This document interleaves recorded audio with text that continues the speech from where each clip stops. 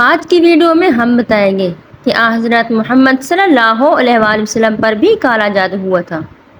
حضرت عائشہ رضی اللہ عنہ سے روایت ہے کہ بنو زریق کے یہودیوں میں سے لبید بن عاصم نامی ایک یہودی نے رسول اللہ صلی اللہ علیہ وآلہ وسلم پر جادو کر دیا، یہاں تک کہ رسول اللہ صلی اللہ علیہ وآلہ وسلم کو یہ خیال آتا کہ میں یہ کام کر رہا ہوں، حالانکہ آپ صلی اللہ علیہ وآلہ وسلم وہ کام کر نہیں رہے ہوتے تھے۔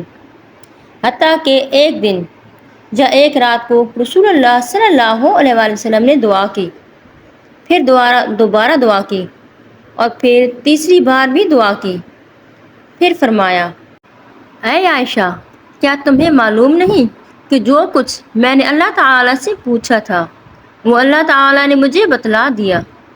میرے پاس دو آدمی آئے، ان میں سے ایک میرے سرہانے کے نزدیک بیٹھ گیا اور دوسرا میرے پاؤں کی جانب بیٹھ گیا۔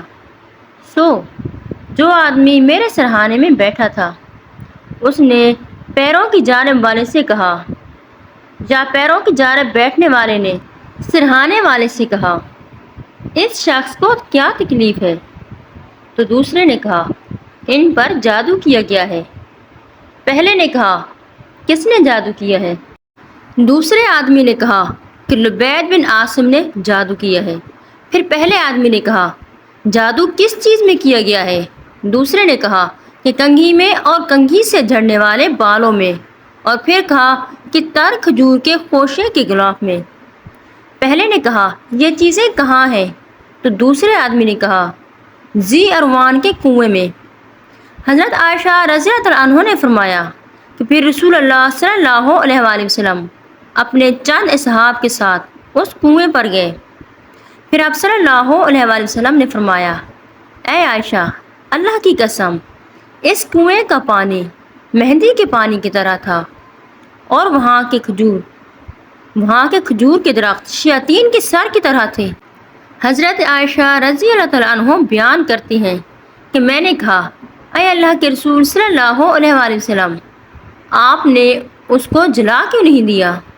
تو آپ صلی اللہ علیہ وآلہ وسلم نے فرمایا، نہیں، اللہ تعالیٰ نے مجھے اچھا کر دیا، اور میں لوگوں میں فساد بھڑکانے کو برا سمجھتا ہوں، اس لیے میں نے اس کو دفن کر دیا۔